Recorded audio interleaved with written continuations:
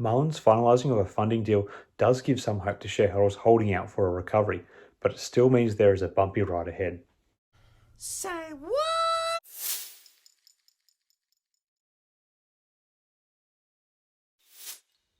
Hi again, investors, speculators, and those with Jedi wisdom. Today I want to take a few minutes to talk to you about a recent update from Mullen Automotive, ticker symbol MULN, and the potential impacts on the stock value for Mullen shareholders.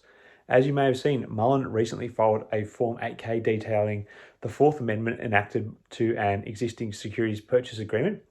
Under the amendment, Mullen has agreed to issue Series D preferred stock and warrants to Esousa Holdings, Acuitas Capital, Davis Rice Pty Ltd, and Ault Lending.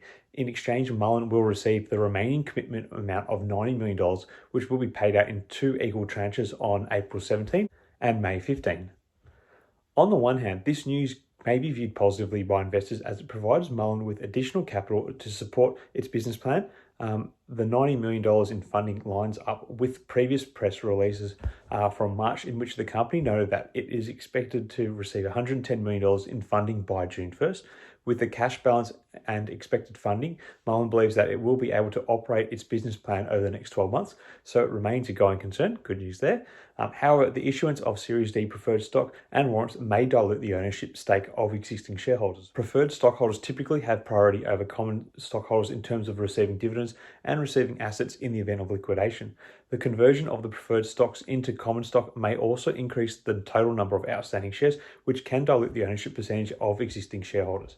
The potential dilution could limit the potential upside of Mullen stock, as investors may be hesitant to invest in a company that is issuing more shares and potentially diluting their ownership stake, a story that is all too familiar for investors in Mullen Automotive, unfortunately.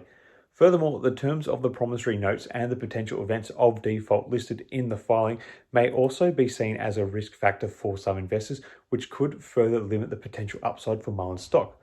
It's worth noting that the impact on Mullen's stock value will depend on how investors interpret this news in the context of Mullen's overall financial performance and growth prospects. If investors believe the additional funding will help Mullen achieve its growth targets and generate strong returns, they may be willing to overlook the potential dilution and risks associated with the promissory notes. On the other hand, if investors are concerned about the dilution and risks, they may be more cautious in their approach to investing in Mullen stock. So what should Mullen shareholders do right now in light of all this news? As always, it's important to take a balanced approach and consider both the potential risks and rewards. While the additional funding may be a positive development for Mullen's growth prospects, the potential dilution and risks associated with the promissory notes cannot be ignored. Investors should carefully consider the investment objectives, risk tolerance, and overall portfolio diversification when making investment decisions. In conclusion, the recent update from Mullen Automotive may have both positive and negative impacts on the stock value for Mullen shareholders.